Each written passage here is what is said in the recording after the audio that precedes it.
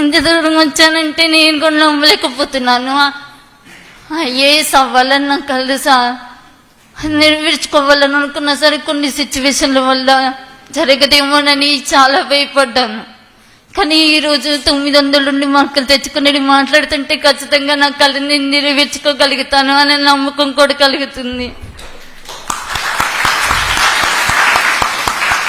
కేవలం చదువుకోవటానికి మీరు కొంచెం సహాయం చేస్తే తప్పనిసరిగా బాగా చదువుకోగలనన్న నమ్మకం మాత్రం నాకుంది. ఎంత దూరమైనా చదువుతాను.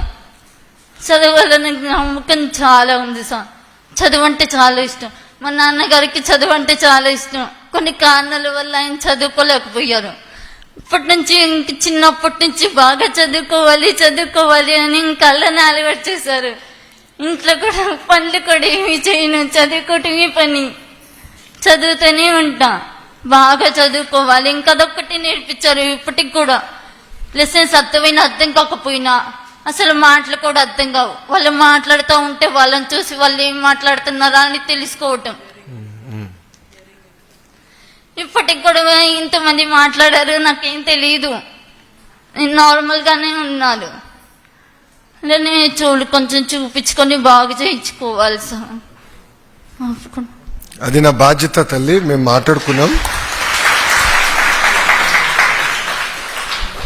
నాన్నగారు గర్వంగా చేస్తున్నారు మీ వైపు. అయ్యగారు, ఈరోజు మీ పాప వల్ల మేము కూడా చాలా నేర్చుకున్నాం.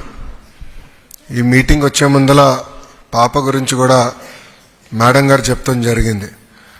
ప్రిన్సిపల్ సెక్రటరీ గారు కూడా మాట్లాడి అసలు ఇది కూడా మనం ఎట్లా మిస్ అవుతున్నాం, ఇట్లయితే ఎట్లా మనం ప్రభుత్వం అంటున్నాం, ఇన్ని కార్యక్రమాలు చేస్తున్నాం, ఇది ఎట్లా మిస్ అయ్యామని మేము చర్చించాం. ఒక మాటలో చెప్పాలని మీ పాపలో మేము చాలా నేర్చుకున్నాం.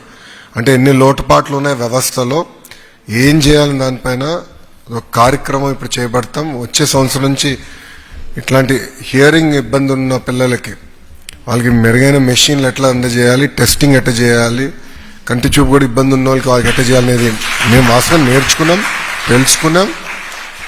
వచ్చే సంవత్సరం నుంచి అంటే జూన్ మాసం నుంచి అది అమలు చేస్తాం. మీ పాప దగ్గర నుంచి మేము నేర్చుకున్నాం. ఈరోజు ఒక మాటలో చెప్పాలి.